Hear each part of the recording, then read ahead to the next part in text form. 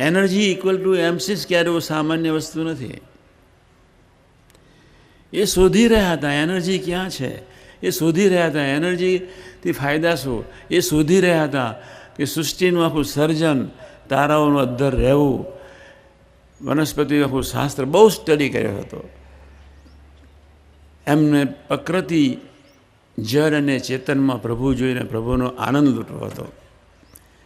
પણ જ્યારે atom bomb પડ્યો, જ્યારે હિરોશીમા અને નાગાસાકી ઉપર, અને જ્યારે લાખો માણસ મર્યા, લાખો દુઃખી થઈ ગયા, કોકનો હાથ ઓગળી ગયો, કોકનો પગ ઓગળી ગયો, કોકની આંખો નીકળી ગઈ, હાડજાનું રહ્યું બિચારા વર્ષો સુધી 20 વર્ષ, 30 વર્ષ, 40 વર્ષ, 50 વર્ષ એમને એમ પડ્યા રહ્યા. જાપાનને મોટી દિવાલ બનાવી દેવી પડી, અને એ દિવાલની અંદર આ લોકોને મૂકી દેવામાં જેથી રોગચાળો ફાટે નહીં. પણ જ્યારે આવું થયું ત્યારે આઇન્સ્ટાઈનને શોર્ટ લાગ્યો. એમની છેલ્લી અવસ્થા પાગલપનામાં ગઈ. મારાથી પ્રભુના બાળકોનું આવું થયું. પછી એમનું બ્રેન ચાલ્યું નહીં. પ્રભુએ એમને વહેલા ઉપાડી લીધા.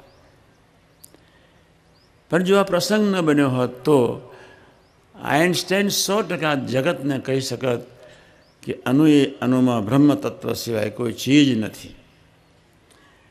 જે વાત અક્ષરબ્રહ્મનું વર્ણન કરતા ભગવાન સ્વામિનારાયણ કહે છે કે બ્રહ્મ તત્વ સગુણ બી છે, નિર્ગુણ બી છે, એ વાત વિજ્ઞાન મારફત બહાર નીકળત.